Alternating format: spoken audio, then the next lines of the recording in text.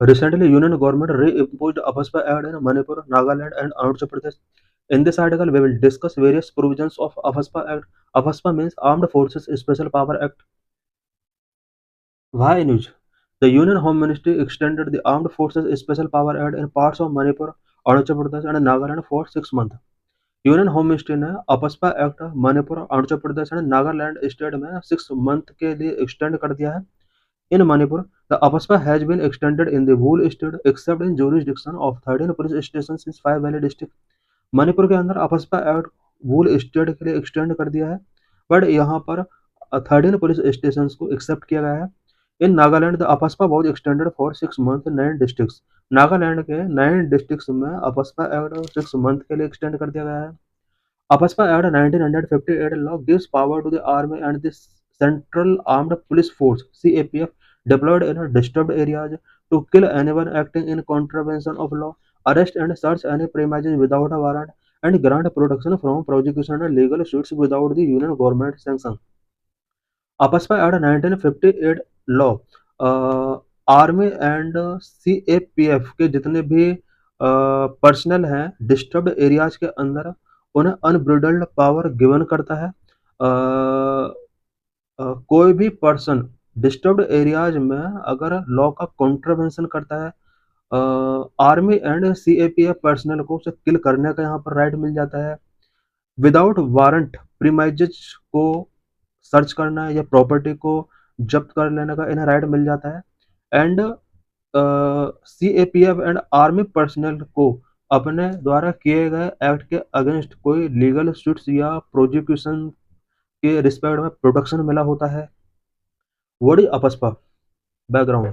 On 15th August 1942, British government has promulgated the Armed Forces Special Power Ordinance (APSPO) to suppress the Quit India movement. 15 अगस्त 1942 में British government quit India movement को suppress करने के लिए armed forces special power ordinance promulgate करती है. It was the foundation for the ordinances such as Assam disturbed areas act of 1955, armed forces special power act 1958. AFSPA जो British government के during promulgate किया गया था, इसके बाद 1955 एंड 1958 में जो ऑर्डिनेंसेस फाउंड किए जाते हैं उन फाउंड ऑर्डिनेंसेस का ये फाउंडेशन बनता है. Number 1, Assam District Areas Act of 1955 to deal with partition induced internal security challenge. Partition induced internal security challenges को डील करने के लिए आसाम में Assam disturb area act of 1955 पास किया जाता है. एंड नागा हिल्स में अपराइजिंग को एड्रेस करने के लिए armed forces special power act 1958 पास किया जाता है, जो कि आसाम एंड मणिपुर दोनों के लिए होता है. For wider application, the act was replaced by the APSPA. In 1990, a similar act specific to Jammu and Kashmir was enacted. Wider application के लिए अपस्पा एक्ट के अंदर कुछ चेंजेस करके इसको अपस्पा एक्ट के साथ रिप्लेस कर दिया जाता है. 1990 में जम्मू एंड कश्मीर स्टेट के लिए भी सिमिलर टाइप का एक्ट इनेक्ट किया जाता है. About AFSPA, armed forces special power act was passed in 1958. 1958 में इसको पास किया जाता है. The act came into force due to increased violence in the northeastern state areas in which state government found difficult to control. North eastern state areas के अंदर violence increase हो रहे थे और ये वायलेंस इतने मैसिव थे कि स्टेट गवर्नमेंट इनको कंट्रोल नहीं कर पा रही थी. इस वजह से अपस्पा जैसे एक्ट को इंट्रोड्यूस करना पड़ा. The AFSPA give unbridled power to the armed forces and the CAPF deployed in disturbed areas to kill anyone acting in contravention of law, arrest and search any premises without a warrant, and ensure protection from prosecution and legal suits without the central government sanction.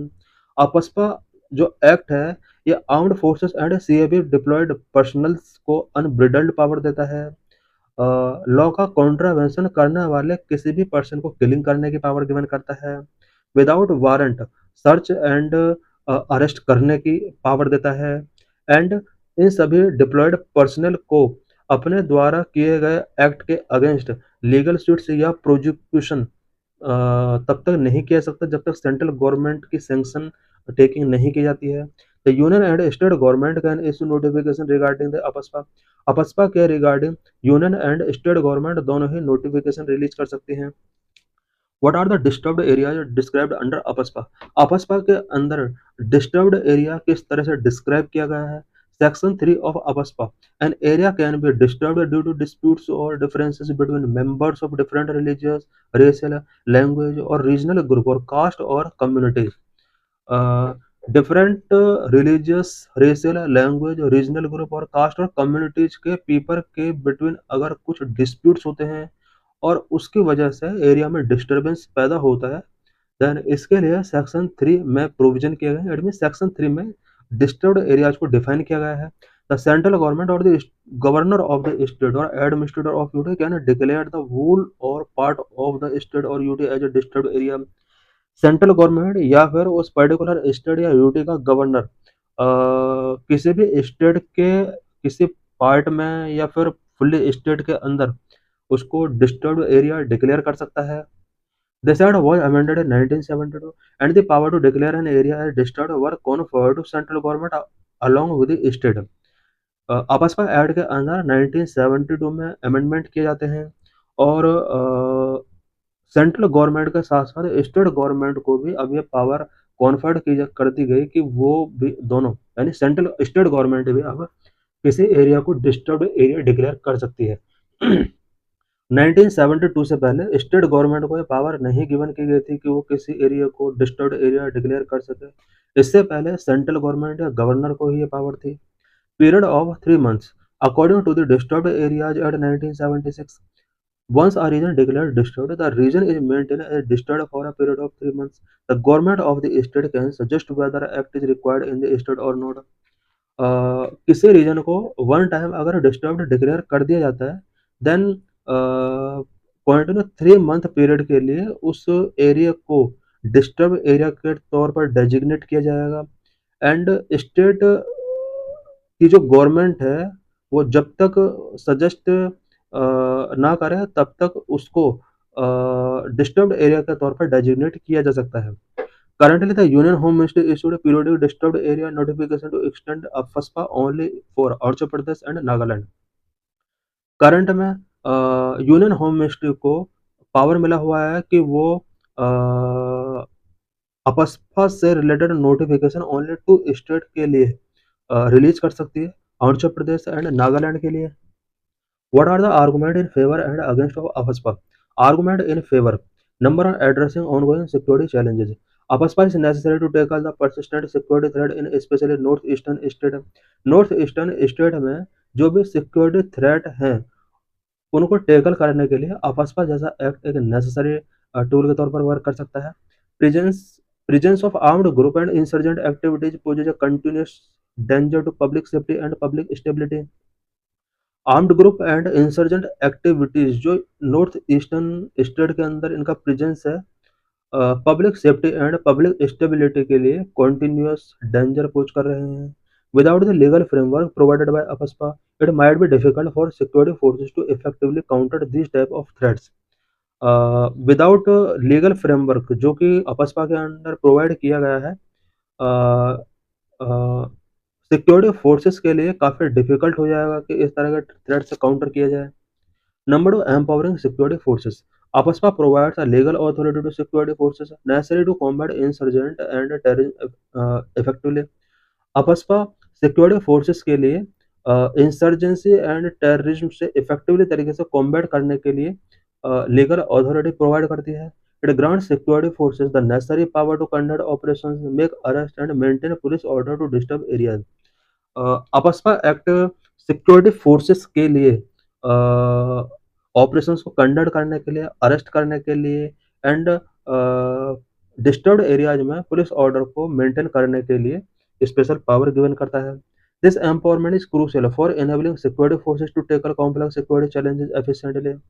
Complex security challenges को efficiently tackle करने के लिए security forces को ये empowerment बहुत ही necessary है। Number 3, legal protections for security forces. Security forces को कुछ लीगल प्रोटेक्शंस भी अफस्पा एक्ट के थ्रू गिवन किए गए हैं। AFSPA provided legal protection to security personnel operating in disturbed areas. Security personnel जो डिस्टर्ब्ड एरियाज में ऑपरेटिंग है, इन सभी को लीगल प्रोटेक्शंस कुछ गिवन किए गए हैं। These legal protections shield them from legal liability while they carry out their duties under hazardous and challenging circumstances। Disturbed areas में जो भी आर्म्ड पर्सनल ड्यूटी पर होते हैं वो हजार्डस एंड चैलेंजिंग सर्कमस्टेंसेस में ड्यूटी करते हैं, और लीगल लायबिलिटी से उन्हें प्रोटेक्शन गिवन की गई है। These legal safeguards are essential for ensuring that security personnel can perform their task without fear of undue legal consequences। ये जो लीगल सेफगार्ड गिवन किए गए हैं, ये बहुत ही एसेंशियल है सिक्योरिटी पर्सनल के लिए, सो दैट ये अपने टास्क को विदाउट फियर परफॉर्म कर सकें। Number 4, boosting morale of security forces.